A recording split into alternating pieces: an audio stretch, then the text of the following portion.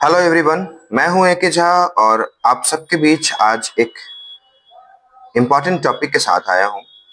बहुत सारे बच्चों का कहना है, अभी क्लास 11th के जो बैचेज हैं वो स्टार्ट हुई हैं और बहुत सारे बच्चों का कहना है कि सर क्लास में जो है जर्नल एंट्री जो हम कर रहे हैं, तो उसमें जो कॉन्सेप्चुअल नॉलेज है वो हमारा थोड़ा कम है और हम जर्नल एंट्री करने में कई बार परेशानी में फंस जाते हैं कि which account to be debited and which account to be credited.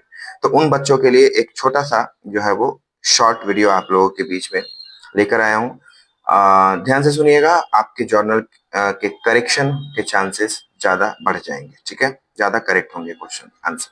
ठीक है, पहला है आपका, जब आप जर्नल करने चलते हैं ना तो कुछ स्टेप्स को फॉलो करते हैं जिन्हें हम स्टेप्स ऑफ जर्नलाइजिंग कहते हैं। Steps, some steps to be followed when you are journalising. जब आप जर्नलाइजिंग करेंगे तो कुछ स्टेप्स को फॉलो करना पड़ता है। उन स्टेप्स को आप 5 कैटेगरी में बांट दीजिए। First step is to identify the financial transaction. The transactions are financial और not, you have to be aware of that. आपको ट्रांजेक्शंस के बारे में जानना है कि ट्रांजेक्शन फाइनेंशियल है या नहीं है। पहला स्टेप हो गया। दूसरा स्टेप है to identify the names of accounts affected. उस ट्रांजेक्शन में एटलीस्ट 2 अकाउंट इफेक्टेड होंगे, उन दोनों अकाउंट्स के नाम आप जान लीजिए। कौन कौन सा 2 अकाउंट होगा? तो भैया 2 अकाउंट कोई भी हो सकता है। अब उन तीसरा स्टेप होता है आइडेंटिफाई और determine the nature of account affected. जो नेचर है अकाउंट का उसको आप डिटरमाइन कर लीजिए या आइडेंटिफाई कर लीजिए। जैसे मान लेते हैं कि कैश अकाउंट है, एक अकाउंट कैश अफेक्टेड हो रहा है और एक अकाउंट जो है वो फर्नीचर अफेक्टेड हो रहा है।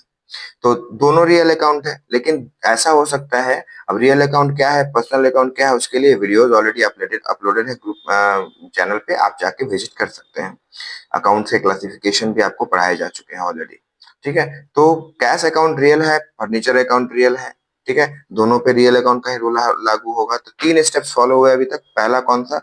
To identify the financial transaction, to determine the names of accounts affected, to determine the nature of account affected. वो अकाउंट जो इफेक्टिव हुआ है उसका क्या नेचर है, वो पर्सनल है कि रियल है कि नॉमिनल है, ये कर लीजिए। उसके बाद to apply the golden rules, उसके ऊपर गोल्डन रूल लगाइए और तब उसको जो है वो आप एंट्री करिए। ठीक है, तो carry forward, do the entry and carry forward is the last step, है ना। तो 5 स्टेप हो गए। पहला to identify the financial transactions, दूसरा to determine the names of accounts affected, to determine the nature of account affected, to apply the golden rules, and to do the entry and carry forward.